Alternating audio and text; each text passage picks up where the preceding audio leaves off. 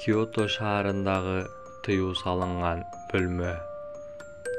2023-жылы мен Японияга, тактап айтканда Киото шаарына саякаттап бардым. Эски архитектура, тынч көчөлөр, тарыхка бай храмдар баары кызык болчу.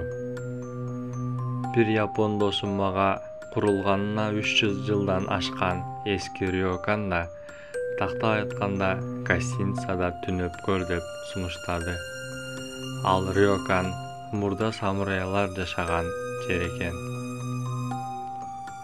Мен ошол жерге барып бир түнгө токтогом. Бөлмөгө кирерим менен эле кызык бир сезим каптады. Ичинде чакан күзгү, жыгач пол жана жапон стилиндеги матрас бар эле. Бирок бир эшик гана илинбей тургандай жабылып турган. Үстүндө эски япон иероглифтери менен жазылган тактайча бар эле. Google Translate менен которсом, бул эшик эч качан ачылбашы керек. Мен аны көрүп шок болдум. Бирок мейманкана кызматкерлеринен сурасам, алар күлүп коюшуп, декор үчүн дешти. Түндө уктап жатканда таң калыштуу нерселер башталды. Алгач төшөктүн тегерегинде буттун үндөрү чыкты. Анан эшиктин ар жагынан аялдын ыйлаган үнү угула баштады.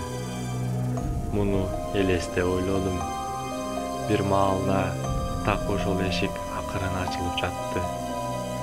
Жылмышып, көзүм менен карасам, караңгынын ичинде бир аялдын силуэти көрүнүп турду. Бирок анын бети жок болчу. Мен кыйкыргым келди, денем катып калды. Аял үн чыгарбай жай басып, күзгүнүн алдына келип токтоду. Ал күзгүгө караганда анын чыныгы жүзү жарылган, канап жаткандай көрүнүп турду.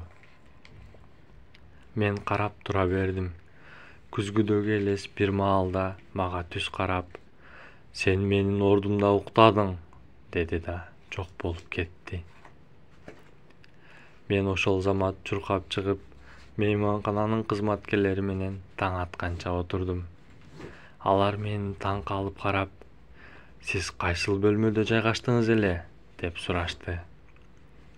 Мен бөлмөнүн номерин айтканда баарынын өңү бузулду. Анан бирөөсү айтты: "Ал бөлмө 10 жылдан бери жабык болчу. Ал бөлмөгө биз эч кимди жайгаштырган жокпуз." Мен ошол түндөн кийин эч качан рёканда уктабайм. Эң коркунучтуусу, менин камерама жазылган видеодо эшик өзү ачылып, бир аял чын эле бөлмөгө кирип жаткан кадрлар түшүп калган. Эгер ал бөлмөгө кирген эмесмин десем, анда бул жазуу кайдан пайда болду? Видео жакса лайк басып, каналга жазылып коюңуз. Комментарийге эмки окуяны кайсы өлкөдөн каалайсыз, ошону жаза кетиңиз.